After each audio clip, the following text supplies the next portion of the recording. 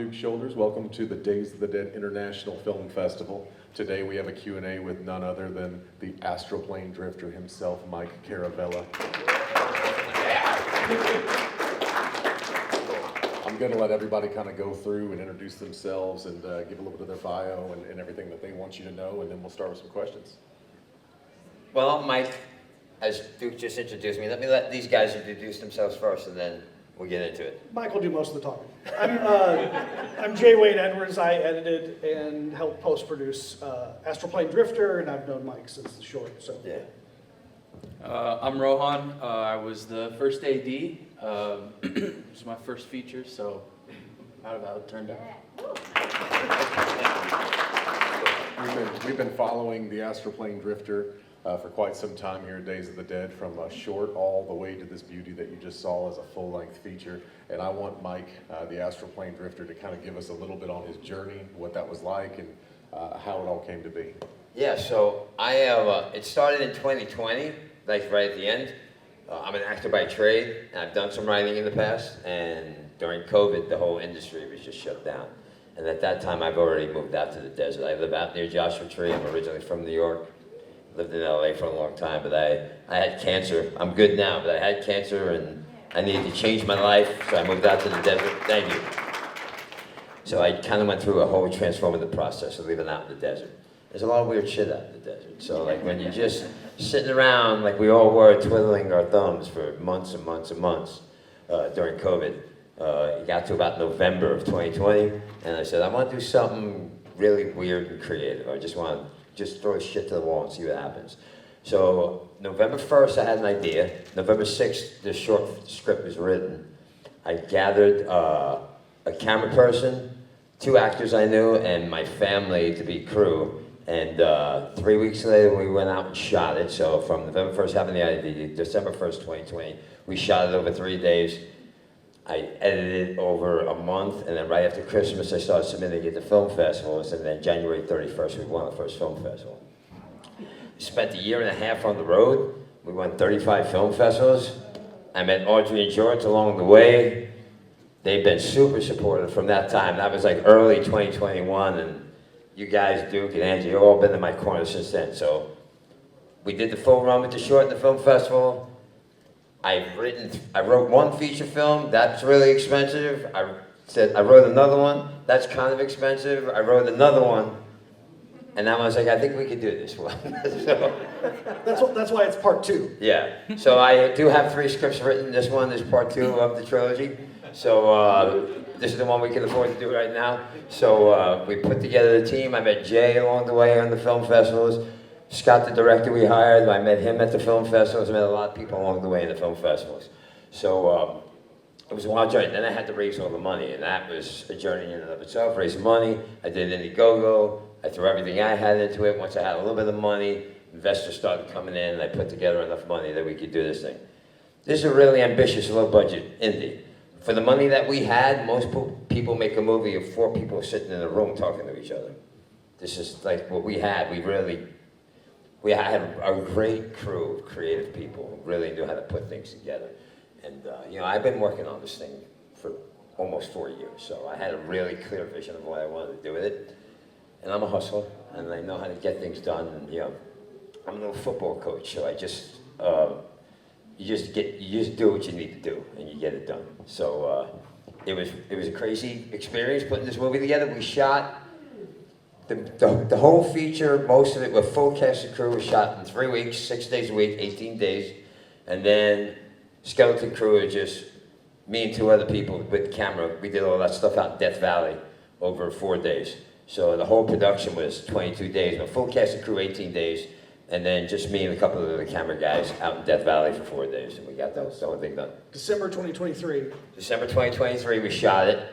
Yeah. Jay and I buried ourselves in editing for 4 months. The beginning of this 2024, and then music and VFX. So I had a crew. I have 2 VFX people, married couple, young married couple in Utah. 191 VFX shots. They did that in 35 days. Yeah, about 40 days, 45 days. Yeah. So 9 months after we shot, we had a DCP ready for festivals. Yeah, 81 music cues. I found, I think, 17 different musical performers. Yeah. And we There was a put lot of spreadsheets involved. Yeah, yeah. So we hustled and we got the movie together in post in 9 months, and we world premiered in October, and we're here now. So it's been a pretty wild journey. We've been busy. So we've seen it as a short, we've seen it as a full-length feature, Yeah. and I'm gonna tell you, Mike, I can't get enough. So I wanted to know if there's any shot that we're gonna see maybe some form of series between the films, because I wanna see like the Astral Plain Drifter, like maybe somebody steals his favorite bowling ball. Yeah. So there's like I said, there's 3 written right now, and they're all uniquely different. It's the Drifter through line, and you feel that vibe. But each movie is different, so this is obviously kind of got a Western vibe to it. Part 1 is more grounded, for lack better terminology, but it's kind of steeped in the 70s. Okay. A little bit more grounded. There'll be less long shots of walking through the desert. Yeah. than other films. And part 3 is in outer space. Okay, great. So we have a lot more coming down the pipe Yeah. in a lot of different forms. Yeah. Does anybody in the audience have a question? Yes, sir. Mr. Chronic. Yes, so I'm gonna start by praising really quick. Thank you. Awesome concept, locations, the set pieces, the albino space vampires, all amazing. Great job, guys. So albino space vampires, I want more of that. I hope there's more of that. I mean, they literally, I think, short-circuited my friend. She couldn't. So during that first that fake kung fu battle, where she was going off like that, Jay says we need to bring her with us at every show. And he's now a producer on the film and joins us at every film festival. It's amazing. I love how long did you guys kind of go back and forth on what these space vampires were going to look like? And Yeah, so 10 of the first 15 minutes of the movie is reshot of the short. So like the first 15 minutes, except for that we do a little flashback, flash forward thing with ex-girlfriend, the whole trippy thing, which we have a flash back into a flash forward, so we're messing with time a lot. But that whole little sequence is new, but other than that, came before that, right after that, up until they defeat the space vampire, was the short. We reshot it. So Space Vampire's been with me. So the guy who played, and we wanted to do the same because in the short, sidekick, the guy who plays my sidekick, is also the Space Vampire in the short. So we did that again with him in the first Vampire. So there's a funny story with that because when we shot the short, he has a really cool mustache. But when we shot the short, we did the Space Vampire stuff first. So we had him shave and did the Space Vampire. And then in the short, he wears a really cheesy fake mustache because we had to do the Space Vampire stuff. Sure. But for here, we needed him to have the mustache. So what was cool, we do a lot of 60s references in this movie, if you haven't noticed. If anybody's a fan of the 1960s Batman, you'll know that the Joker, Cesar Romero, would refuse to shave his mustache. So he wears under his Joker makeup. And that's all I needed to know. I was like, yeah, he's keeping the mustache under the kabuki makeup. We do a lot of that stuff. There's a lot of 60s Star Trek in here, if you pick that up. The fire is purposely cheesy because, I don't know if we have Planet of the Apes fans here.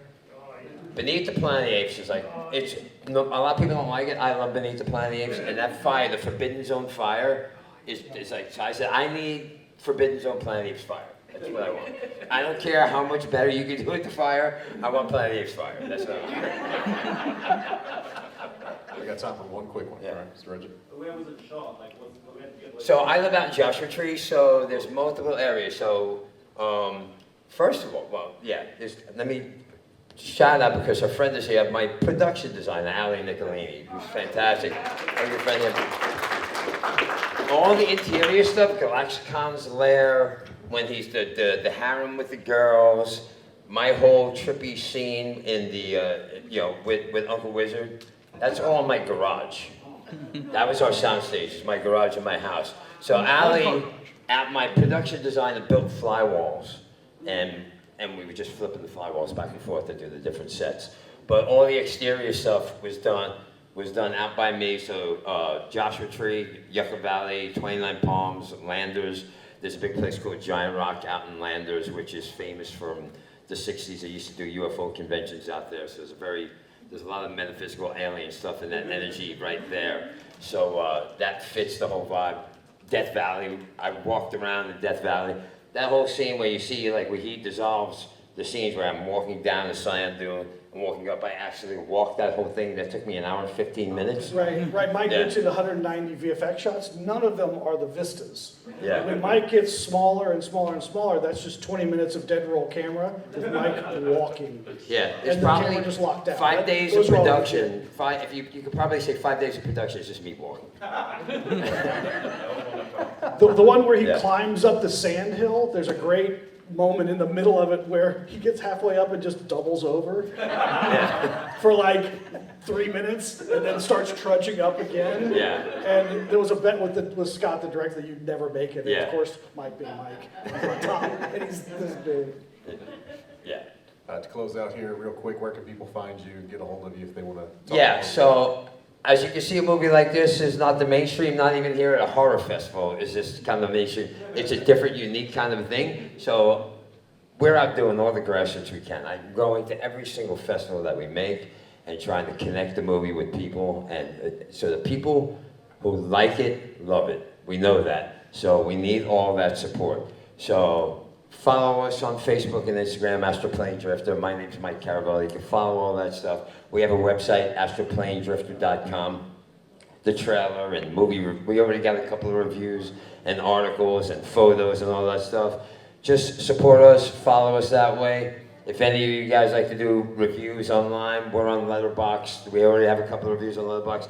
Give us reviews on Letterboxd. Hit us up on IMDb. Give us a review. Trying to get Rotten Tomatoes to get us going. We might have a good article coming out soon where we can get this going on Rotten Tomatoes. But yeah, any way you can follow us and support us and share it. And if you like the movie, tell everybody you love the movie. If you didn't like the movie, don't tell anybody anything. Embrace the battle. Yeah. So the grassroots is really, really important for this. Can you repeat your Instagram because I tried to find Yeah, it? my Instagram, so there's two. I'm at the Mike Caravella, and then there's at Astral Plain Drifter.